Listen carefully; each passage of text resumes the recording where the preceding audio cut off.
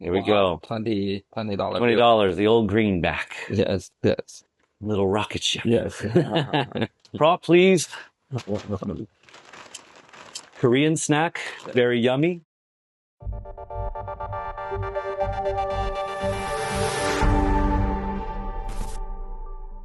Thank you very much, sir, for doing this. I appreciate it. For this interview, I'm going to have some props to try to keep it interesting. Yes. All righty, let's see. My first one is around here. Here we go. $20. $20, the old greenback. Yes, yes. So this is representing stablecoins. Yes. Obviously, one of the biggest narratives this year. Scott Bessent thinks there'll be $2 trillion in U.S. denominated stablecoins. Yes. Arthur Hayes thinks 11 trillion. Yes. Then you have like new blockchains like Tempo and Google's Gcol. Yes. Coming around, focusing on stablecoins. Yes. USDT is the largest stablecoin. Yes. And most of the traffic is on Tron. Yes. So I'm wondering, are you worried about these competitors? Are you thinking about them? And what strategy do you have moving forward? Yes. So first of all, stablecoin settlement network is a very big industry. I think this year coming along with the Circle going IPO in United States, really bring this to the mainstream audience. Before that, it's still a large industry, but I don't think like public pay that attention to this industry.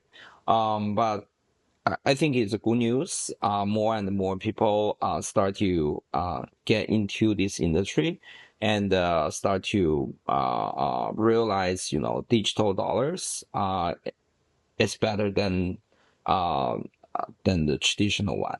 So that's why I think we are happy to contribute and to be part of it. And actually, I think big companies. I think we have heard, JPMorgan, Citibank at that time also wants to do a stablecoin based blockchain. I think the more big enterprise interested about it is a good thing. No matter what they eventually launch the product, I think first of all, it's bring the awareness to the public, which is good for every participant in the space. And if they launch a good stablecoin, in my view, all the stablecoin kinds help each other because you all have like share pool to share the liquidity. So eventually, for example, if Google doing a stablecoin, the banking channel on that stablecoin will help other stablecoin grow. So that's my theory. So that's why I think the more stablecoin we have, the stronger the industry is. Yeah, it kind of reminds me of that saying, a rising tide lifts all boats. Yes. Right? Exactly. Like, so the liquidity. Yes, okay. I see. Cool. All right. Well, let's take another look in here. This is a lighter one. And I have a little rocket ship. Yes. Yes. So last month, you took a rocket ship into space. Yes. And you got a view of the Earth much higher than we are here now. Yes. My first question about that is, the Earth is flat, right? Yes. So first of all, my first view is Earth is very small. So if you see it from space, it's just a very small planet.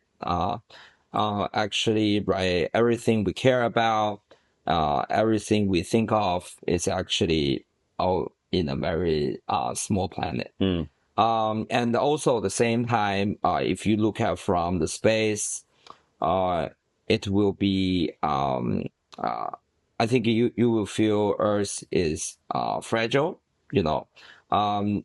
Anything happen in the space might have impact on Earth, right?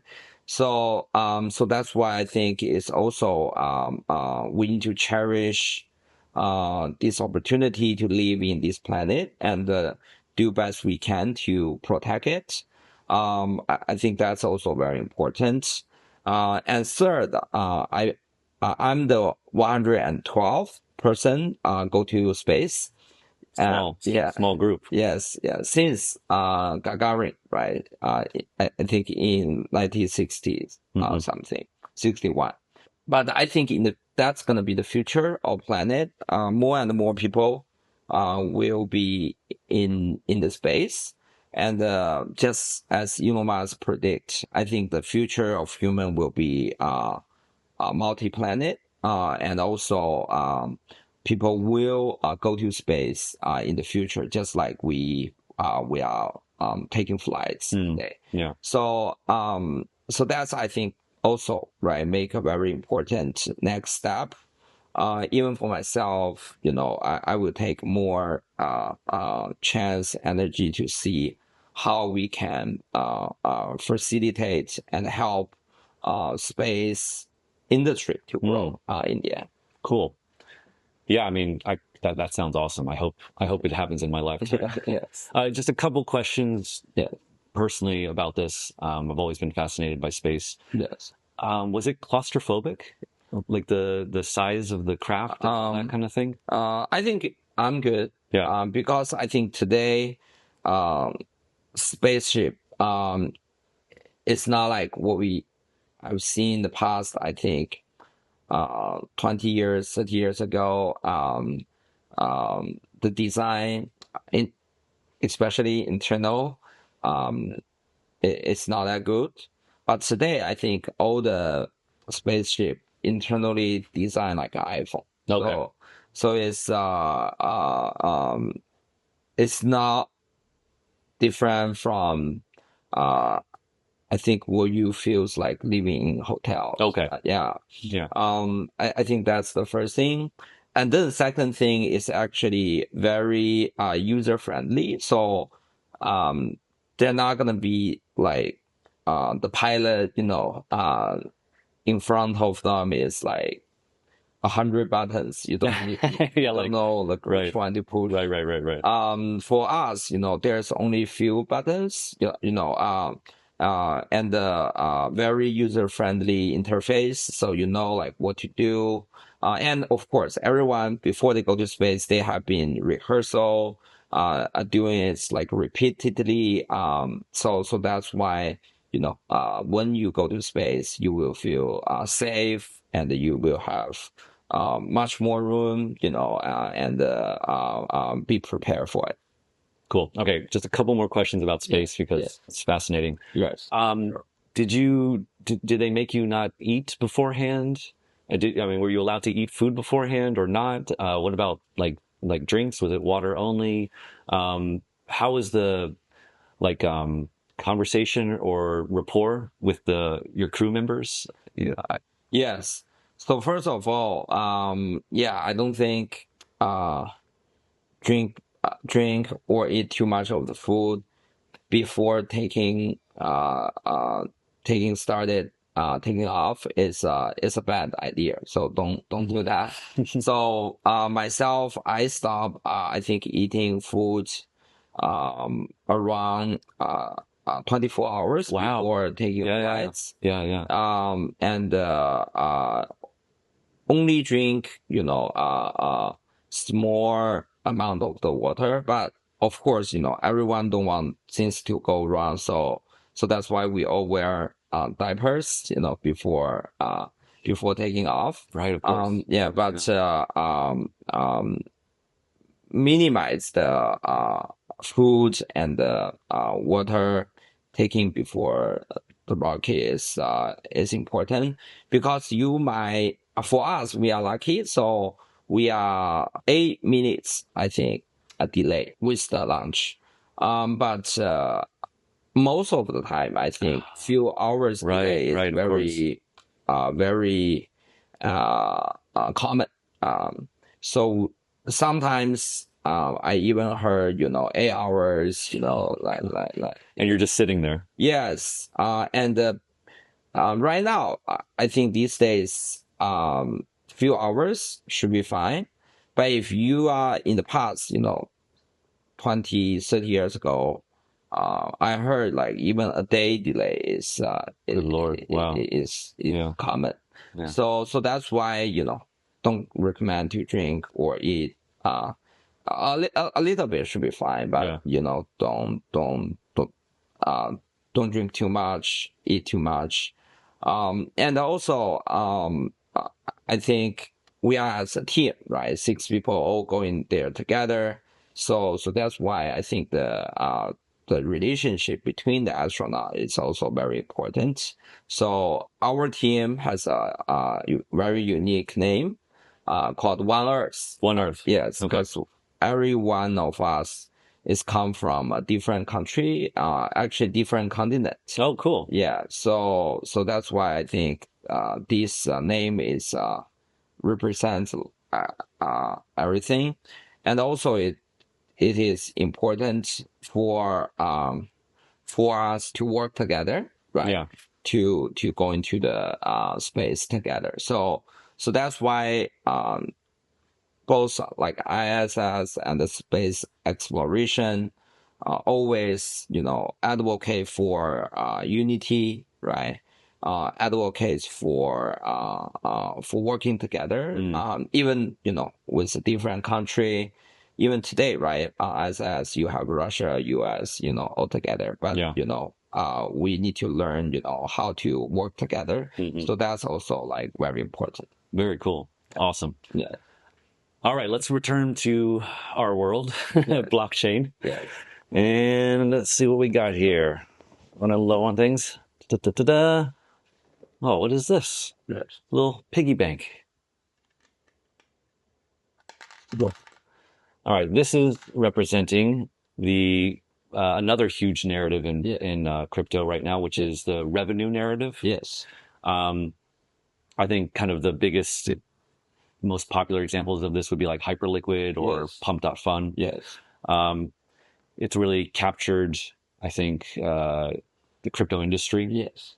First of all, do you have any general thoughts about this revenue narrative? And is Tron looking at doing something in this narrative? Are there example projects of this? Yes. For example, I know that recently Tron network revenue has seen an uptick. Yes. Yeah. Yeah, totally. So, first of all, we really believe in perp DEX.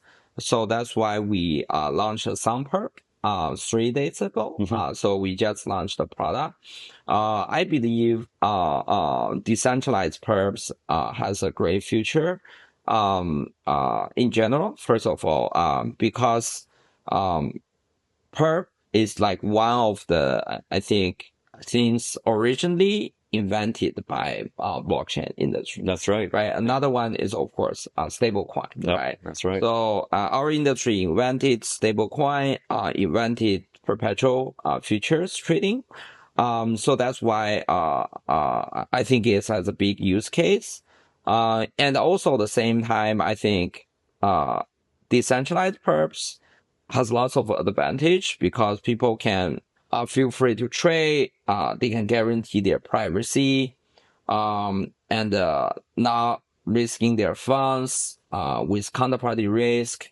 And also on the same time, they can enjoy the liquidity because perpetual trading has a better liquidity than than spot trading because of the leverage.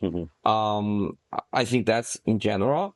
And on Tron, we are also supported perpetual future very much with Samper. One of the reason is because this get Tron more exposure and more trading opportunities. Before that, Tron, Solana, Ethereum, all has different, for example, meme coin launch platform, right? On Tron is some pump, on Solana it's pump.fun. But always the trading opportunity happen across all different blockchain. Yeah. Right. So that's why traders needs to move their funds between different blockchain to capture the trading opportunities at the end. But after some perp, for example, launch on Tron, because perps can trade all different cryptos. That's right. They don't need to be based on that blockchain, right? For example, some perp right now launch on Tron blockchain support 35 assets. We are expand to 200 assets very soon. And that's why the support range of the assets is wide. So that's why the money don't need to leave Tron now. You can feel free to get exposure to all different assets in the world. So that's why I think perpetual future on Tron is very special and important for Tron blockchain if we want to keep all the users, keep all the traders on the blockchain. And also in the future, I think perps represents the trading future for blockchain. One of the biggest reason is capital efficiency. So on perps, you can trade $10 for $100, right? But for the spot, you can only trade $1 for $1. So that's why I think perps has more liquidity efficiency. So that's why I believe perp will eventually. I mean, today is occupy a very big amount of liquidity in the blockchain markets, and I do believe that will continue to do so. Oh yeah, that makes sense to me. So you think that this like emerging perp dex meta is gonna continue on? Yes, I do believe that. And I think more and more people will start to learn about perp trading because perp needs some understanding of the basic financial knowledge to do perp trading, because spot trading is very easy. Like everybody is doing it on the stocks market, right? Just buy stock when it's grow high, sell it, make money, right? Easy to understand, but perps is a little bit difficult, but it's more powerful because it has more leverage. It has more, you can short, you can long, right? It's two sides. It's basically more advanced than spot trading, but you need to understand some basic concept.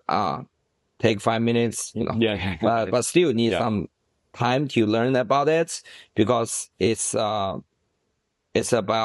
funding rate, position, close position, open position, and it's about you need to know a little bit about the time. Time is important because it's related to open interest rate, liquidation price, liquidation threshold, all this type of the concept. You need to learn about it for trading.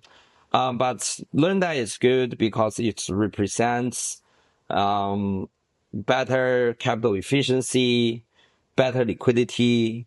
So that's why I think perp is definitely the future. And I've heard, for example, like futures, right, which perpetual futures are based off of.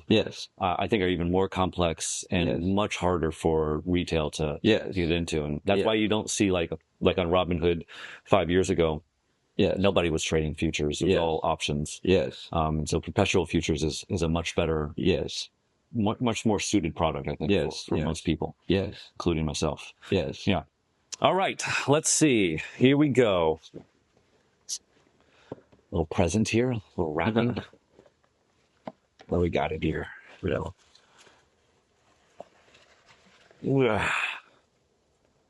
we go. A little gift. Tron here. This is my attempt to talk about digital asset treasuries. Some call these wrappers, right? Like TradFi wrappers for crypto assets. First, do you think that's kind of a good description of it, or would you describe it differently? So first of all, I think it's definitely a good option for the whole crypto industry. One of the for several reasons. I think first of all, I think DAT in general is better than ETF because ETF, everybody knows, we have gold ETF, Bitcoin ETF.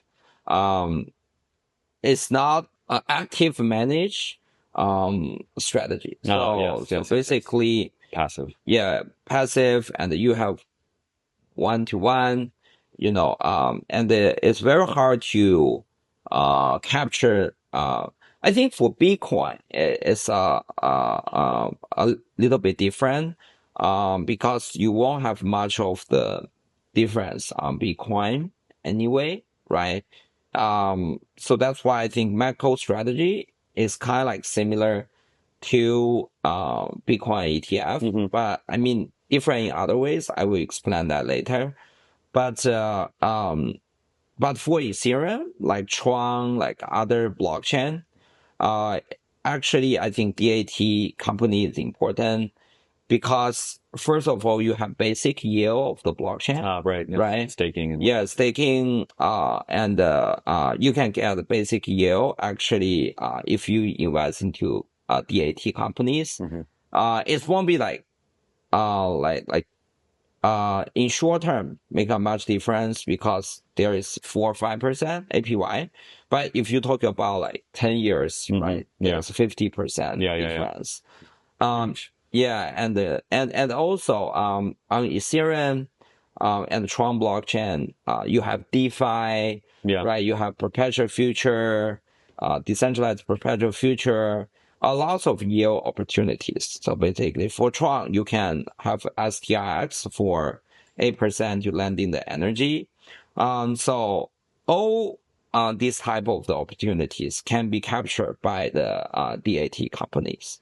But of course, we are talking about the major DAT companies which are gonna focus building on those blockchains, right? Because I know there's some of companies they pivoted to DAT company, want to save their price, want to save the stock price.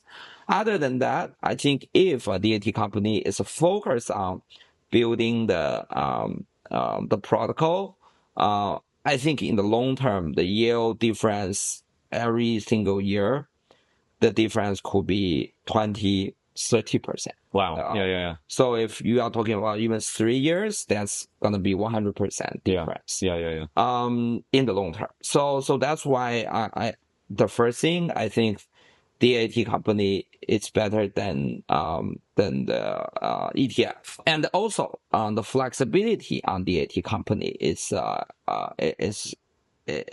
better because ETF is just like ETF, right? It's a wrap coin, so basically there will be no like any difference about the blockchain, the future about blockchain, because it's always a wrap coin.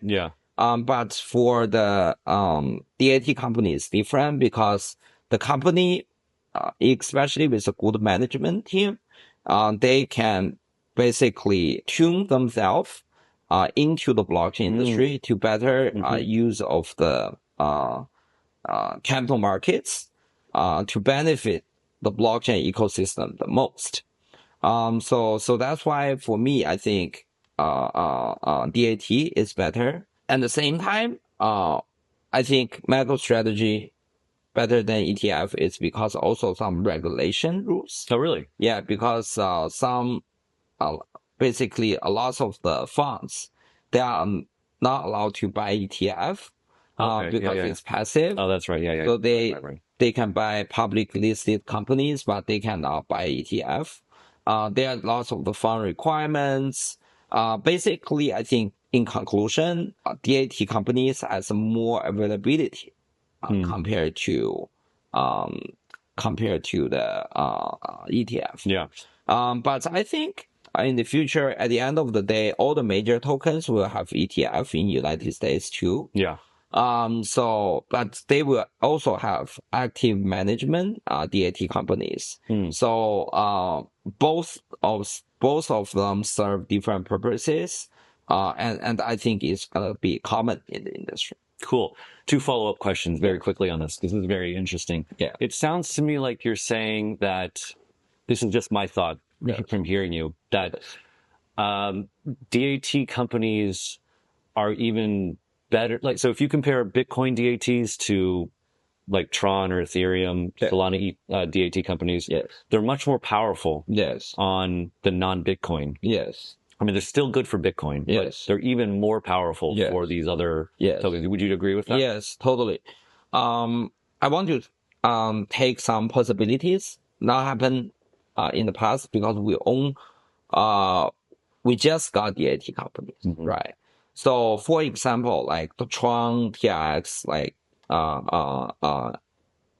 DAT companies, actually can stake their TRX for energy lending. Yeah. Right. So basically, they can get the vol yield, which is staking yield on Tron, and on top of that, they can get the staking yield for 5%. Right. On Ethereum, they have the same kind services like EtherFi, right, like EigenLayer, right. And you can also on Solana, you have like Jupiter, right, and other services. Interesting. Right. And also you can pull those things into lending services too.